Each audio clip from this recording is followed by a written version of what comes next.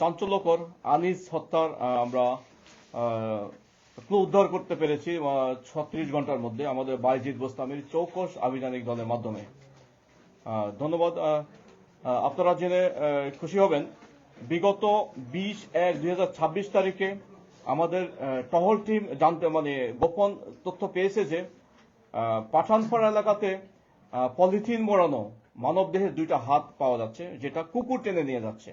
তাৎক্ষণিক আমাদের টিম সেখানে অ্যাড্রেস করে এবং 2টা হাত উদ্ধার করে আমরা সেটা, যেহেতু এটা সিম্পলি 2টা হাত ছিল মানুষের, এটা তাৎক্ষণিক আমরা চট্টগ্রাম মেডিকেল কলেজে পাঠাই এটার টোটাল হাতের রহস্য উদ্ঘাটন করার জন্য, মেডিসিনাল কোনো গ্রাউন্ড আছে কিনা। যখন আমরা জানতে পারলাম যে মেডিসিনাল কোনো গ্রাউন্ড এখানে লিঙ্ক নেই, যার পরিপ্রেক্ষিতে আমরা এই হাতের আমাদের অনুসন্ধান কার্যক্রমের মাধ্যমে আমরা এই কার হাত, কোন কোন মানুষের হাত সেটা আমরা আইডেন্টিফাই করেছি এবং সেটা জানতে পারি এটা হলো জনৈক আনিস, যার বয়স 38, যার স্থায়ী ঠিকানা হলো রাউজান, এবং এটা হলো তার হাত। এবং তার সাথে সাথে তার পরিবারের সাথে আমাদের বাইজিদ বোস্তামির থানা টিম যোগাযোগ করে জানা যায় যে সেও মিসিং আছে। এভাবে এই সূত্র ধরে আমরা আমাদের অনুসন্ধান এবং তদন্ত কার্যক্রম এবং আভিযানিক কার্যক্রম একের সাথে আমরা পরিচালনা করি। আর সাথে সাথে আমরা তার মোবাইল তার মোবাইল সিমগুলো ডিটেক্ট করার চেষ্টা করি। তখনই আমরা উদ্ঘাটন করতে পারি যে এই ছেলের সাথে, যে আনিস নামের যে ছেলে, এই ছেলের সাথে সুপিয়া নামে এক মহিলার কোন একটা অর্থাৎ সম্পর্ক রয়েছে। সেটা বিয়ে বহির্ভূত বলতে পারেন।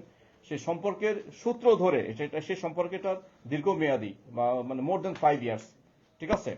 আর সেই মহিলা এই এলাকায়, পাঠানপাড়া এলাকায় থাকে। আর সময় ওরা রাউজানে ছিল, তাদের পূর্ব পারিবারিক একটা আত্মীয়তা সম্পর্কও ছিল এবং এই ছেলে এই মহিলার বাসায় আসা যাওয়া করত, এটা আমরা জানতে পারি। তার সূত্র ধরে আমরা ইমিডিয়েটলি আমাদের চৌকস টিম মহিলাকে গ্রেপ্তারের জন্য আমাদের কার্যক্রম শুরু করে মহিলাকে গ্রেপ্তার করি এবং সাথে মহিলার ভাই মুসা সহ আরো সম্ভবত 3 জন অ্যারেস্ট করি আমরা। ওকে। এবং আমাদের তাকে জিজ্ঞাসাবাদে জানতে পারি এই মহিলায় সে নিজে স্বীকার করেছে যে হ্যাঁ, সে এই হত্যাকর্মের সাথে সে সরাসরি জড়িত এবং সে আমাদেরকে তার আদার্স পার্ট বডি, যে মনে করেন আমরা প্রথমে যে হাত পেয়েছি, বাকি খণ্ডিত অংশগুলো কোথায় কোথায় উনি ফেলেছেন আমাদেরকে দেখিয়েছেন আমাদের, এবং সম্ভবত আপনাদের অনেক সাংবাদিক ভাইয়েরাও সাথে লাইভে গিয়েছেন।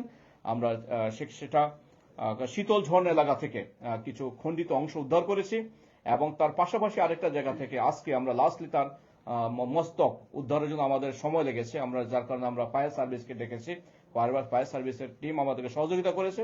ফায়ার সার্ভিসের টিম সহ এবং আমরা সহ আমরা মস্তকটা উদ্ধার করতে সক্ষম হয়েছে এবং টোটালি আমরা ডিটেকশন করে ফেলেছি যে আনিসের শরীরটাকে এই মহিলা টোটাল 6টা টুকরা করেছেন, 6টা টুকরো করে হত্যা করেছেন এবং তার পরিচয় লুকানোর জন্য সে বলেছে যে এখন এই মুহূর্তে আমরা যতটুকু জানি তার নিযুক্তিতে সে নিজেই বিভিন্ন জায়গায় ছড়িয়ে ছিটিয়ে ফেলে রেখেছে। এতটুকু আমাদের আজকে ডিটেকশন, আমাদের টোটাল 36 ঘন্টার মধ্যে আমরা এটা উদ্ধার করতে সক্ষম হয়েছি।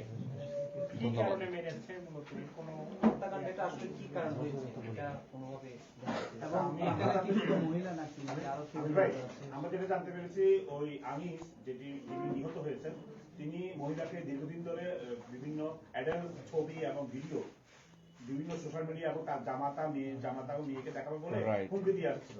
এই বিষয়টাকে আপনারা জানতে পেরেছেন কিনা এবং সে কেন তার মোবাইলের চিজ করা গেছে কিনা, মোবাইলে সেই অ্যাডাল্ট গুলো পাওয়া গেছে কিনা? ধন্যবাদ। আপনারা যা শুনেছেন এটার অনেকাংশেই সত্য। মহিলা নিজে স্বীকার করেছেন যে এই ছেলের সাথে তার দীর্ঘদিনের সম্পর্ক। মহিলার ইচ্ছা অনিচ্ছার ক্ষেত্রেও বা অনিচ্ছা থাকলেও মহিলা এই ছেলেটা বারবার বিরক্ত করত এবং এটা তার মনে হয় তার ভাই মুসার সাথে শেয়ার করেছে। তো মুসার সাথে শেয়ার করার পরিপ্রেক্ষিতে এবং মহিলা যতই চেষ্টা করে এই ছেলে থেকে দূরে সরার জন্য, ছেলে বারবারই সেই পাঠানপাড়া এলাকায় আসে, তার বাসা উত্ত্যক্ত করে। এবং আপনারা জানেন যে মহিলার 3টা সন্তান, মেয়ে আছে, একটা ছেলে আছে। মেয়ে বিয়ের উপযুক্ত এবং গার্মেন্টসে জব করে। তাকে সম্ভবত মহিলার উক্তির মতে যে এই ছেলে আনিস তাকে বিরক্ত করত এবং তার দৃষ্টি এই সুপিয়ার মেয়েদের দিকেও চলে যাচ্ছিল এবং এটা সে বিরক্ত বোধ করেছে এবং হয়তো তার সাইকোলজিক্যাল কোনো ডিরেলমেন্টের কারণে যেমন ওই মহিলা তাকে হত্যার ঘটাতে পারে বলে আমরা অনুমান করতেছি। বাকিটাও তো আরো তদন্তে বের হয়ে আসবে। সুফিয়ার সাথে অন্য কেউ জড়িত ছিল কিনা বা এরকম তথ্য আপনার কাছে আছে? টোটাল কতজনকে অংশগ্রহণ করেছিল? ইমিডিয়েটলি আমরা মহিলা তার নিজের কথাই স্বীকার করেছে, অন্য কারো কথা এখনো পর্যন্ত সে নাম উচ্চারণ করে নাই। আমাদের তদন্ত কার্যক্রম চলমান আছে। যদি আমরা তাকে জিজ্ঞাসাবাদে যদি আরো কারো নাম আসে আমরা সেটা আপনাদেরকে অবগত করব। একটি কথা শোনা যাচ্ছিল যে এখানে টাকার লেনদেন ছিল মহিলার সাথে এবং আনিসের সাথে, এটা কতটুকু সত্য? এটা আমরা এখনো পর্যন্ত পাই নাই, আসলে তারা আমরা তদন্ত করে বের করে নিয়ে আসবো। এই পর্যন্ত আপনারা কতজন আসামিকে আপনারা গ্রেফতার দেখিয়েছেন এই ঘটনায়? এই ঘটনায় আমাদের কাছে এখন 3 জন অ্যারেস্ট আছে, আমরা জিজ্ঞাসাবাদ করতেছি। আমাদের কাছে ইমিডিয়েটলি আমাদের প্রয়োজন ছিল টোটাল ডেড বডিটা ডিটেক্ট করা, ডেড বডিটা উদ্ধার করা আমাদের কাজ ছিল, এবং আমাদের মূল কাজটা আমরা করেছি। বাকি তদন্তের কাজ আমরা রানিং আছে। এটা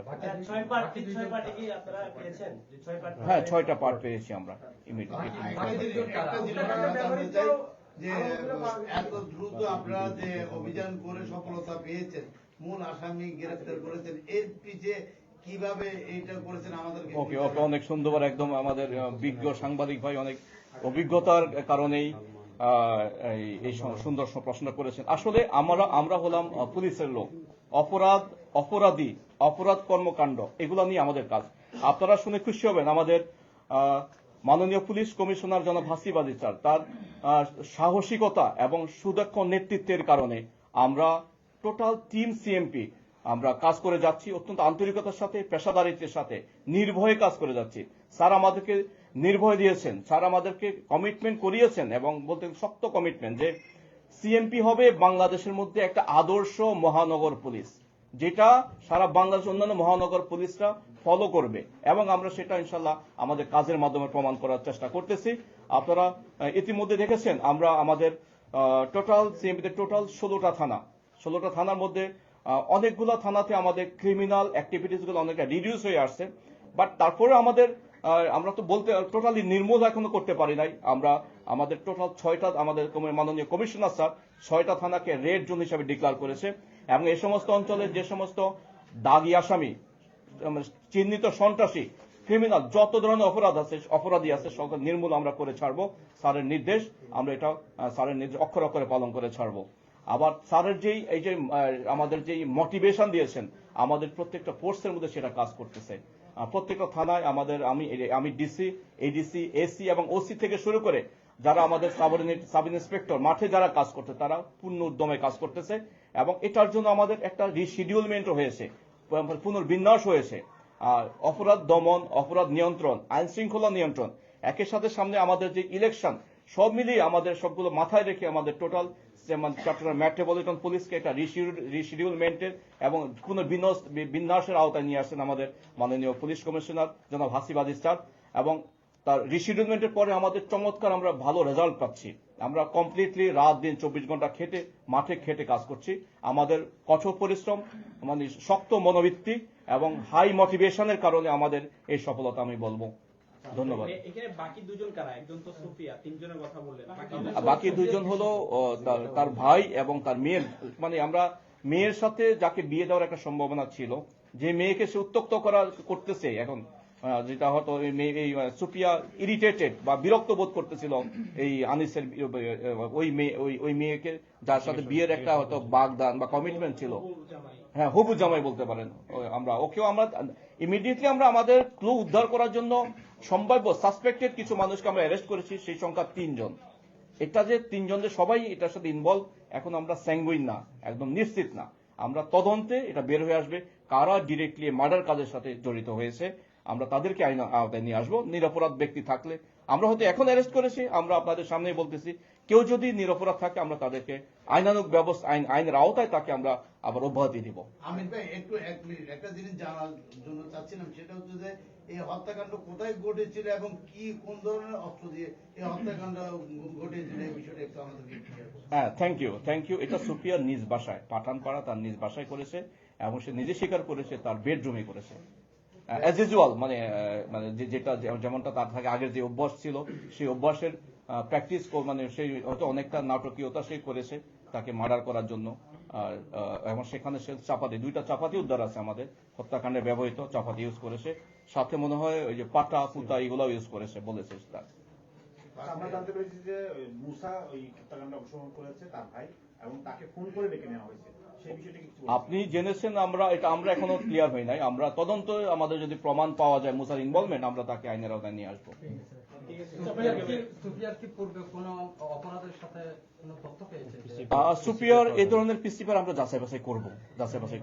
এখনো পর্যন্ত আমরা পাই নাই। আমরা মানে একদম গভীর অনুসন্ধান করে আমরা বের করে নিয়ে আসবো তার এই ধরনের বা আদার্স কোনো অপরাধ কর্মের সাথে ইনভলভমেন্ট ছিল কিনা। দীর্ঘদিন ধরে উনি বিরক্ত করে আসছিলেন, তাহলে এক্ষেত্রে গিয়ে তারা আইনি সহায়তা না নিয়ে যে নিজের হাতে আইন তুলে নিলেন, এই জিনিসটা প্রতিরোধ করার জন্য আপনারা যারা বিভিন্নভাবে হ্যারাসমেন্ট হয় মহিলা বা অন্য তারা পুলিশের সহায়তার জন্য কি করতে পারে, মানে পুলিশের থ্যাংক ইউ। এই শুনেন, এই সমস্ত ব্যাপারে আমরা আমাদের সিটিজেন ফোরামের আওতায় আমরা বিভিন্ন সময়, আমি নিজেও বিভিন্ন স্কুল কলেজ, বিশেষ করে যারা এখন বিশেষ করে মেয়েদেরকে আমরা মোটিভেট করতেছি, সচেতন করতেছি। আমি আজকেও ওই যে এখানে পাঁচলাইশ থানা এই যে একটা কারাতে স্কুলে আমি ওখানে গিয়েছি, ছোট ছোট বাচ্চাদেরকে বলেছি যে তোমাদের যে কোনো প্রয়োজনে আমাদেরকে পুলিশের সহযোগিতা নিবা, আমরা পাশে আছি। আমরা চেষ্টা করি সিটিজেন ফোরামকে সাথে রেখে বিভিন্ন সচেতনমূলক প্রোগ্রাম করার জন্য, এবং একই সাথে আমাদের আরো উদ্যোগ আছে। এই সমস্ত হলো ইন্ডাস্ট্রিয়াল জোন, গার্মেন্টস ফ্যাক্টরিগুলোর সাথে আমরা বসবো, ওদের সাথে ওদের যে মেয়েরা এখানে আছে ইফটিজিং, তাদের মানব পাচার, গার্মেন্টস যে এরা বিভিন্ন মানব পাচারের শিকার হয়, এবং বর্তমান সময়ে যেই অনলাইন বেসিস যে ক্রাইমগুলোর সাথে তারা ইনভলভ হয়, ভিকটিম হয়, এবং এক্সট্রা ম্যারিটাল রিলেশন গুলাতে তারা অনেক ভিকটিমাইজ হয়, এগুলো নিয়ে আমরা তাদের সচেতনমূলক প্রোগ্রাম আমরা হাতে নেব। ধন্যবাদ। যে বাংলাদেশ পুলিশের যে নারীদের ইফটিজিং এবং নারী অপরাধ, নারীদের প্রতি যে সমস্ত হ্যারাসমেন্ট হয়, এগুলো সমাধানের জন্য যে সমস্ত ইয়াগুলো আছে, পেজ বা যে ওয়েগুলো আছে, এগুলোতে ঠিক মতো সেবা পাচ্ছেন এরকম একটা অভিযোগ আমাদের কাছে আছে। তাদের অভিযোগ আছে এগুলো থানায় আসলে মানে আদালতে বা নারীদের সমস্ত হ্যারাসমেন্ট এবং বিভিন্ন অভিযোগ আমলে নেওয়ার জন্য কোনো বিশেষ পন্থা অবলম্বন করে? ধন্যবাদ। অভিযোগ আমরা অবশ্যই নেব। এর আগে আমরা প্রতিরোধমূলক ব্যবস্থা নিয়েছি। আমাদের ইগল টিম একটা আছে, আপনারা হয়তো জেনে থাকবেন। ইগল টিমে আমরা মোটরসাইকেলে বিভিন্ন শিক্ষা প্রতিষ্ঠানগুলোতে যেখানে মেয়েদের অ্যাগ্রিগেশন গ্যাদারিং বেশি হয়, আমরা সেখানে একদম আমাদের ইগল টিম মোটরসাইকেলে টহল করে।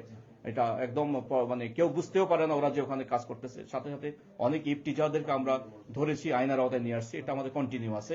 ওকে, আর যদি স্পেসিফিক কেউ যেন অভিযোগ করে, অভিযোগ আসবে, থাকবে, আমরা যথাযথ আইনানুগ ব্যবস্থা নেব। লাস্ট একটা প্রশ্ন, আমরা লাস্ট আর নিজের বয়স কত আর ওই মহিলার